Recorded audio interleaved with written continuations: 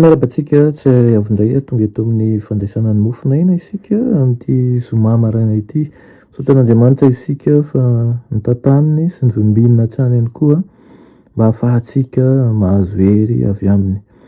Alohan'hidirantsika ny amin'ny mofinaina an'io dia hivavaka isika.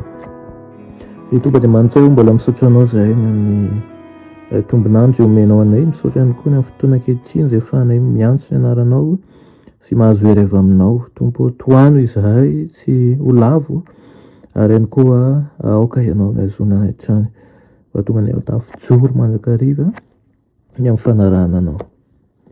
Koa mitenena ray eo fa voninkainao anao zahay amin'ny anaran'i Jesosy. Amen. Lohatenin'ny mofinainantsika androany dia manao hoe fahakiviana, miova fanantenana sy fifaliana. Amin'ny Romana 5:10, 13 manao hoe ry Andriamanitra ny fanantenanany hanome anareo amin'ny fifaliana sy ny fiadanana rehetra amin'ny finoanareo mba hitombonareo amin'ny fanantenana noho ny herin'ny fanahy masina. Amen.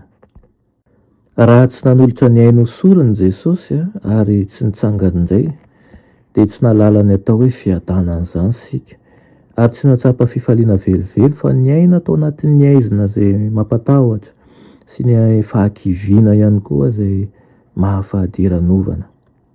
Koa ao ka raha ny fiderana sy ny fankasitrahana no amen'ny fotsika e.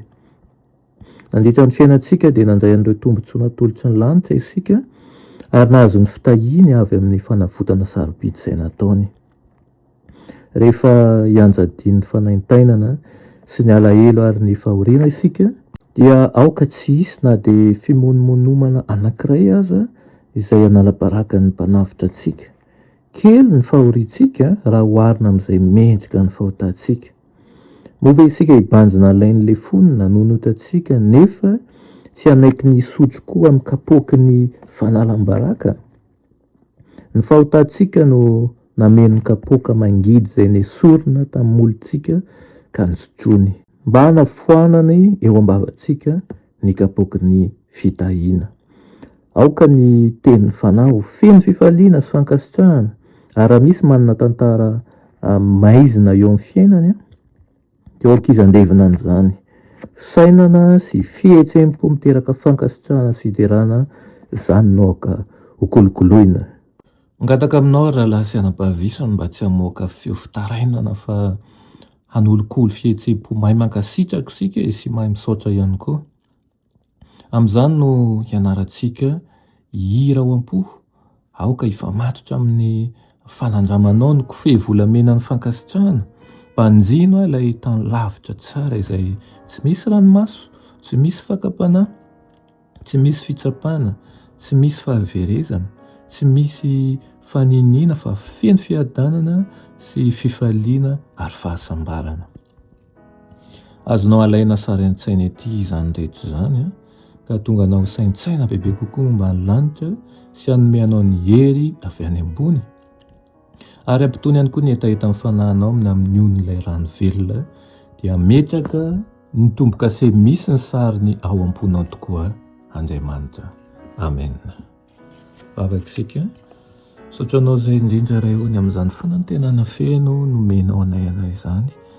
Mangataka aminao ihany koa izahay mba ho tahirin'ny fanahinao masina hatrany isanandro isanandro. Ireo izay mbola matory foazo ary ireo izay mahalaina meo azy ny fahazotoana dia indrindra ny anaraka anao. Anaran'i Jesosy. Amen.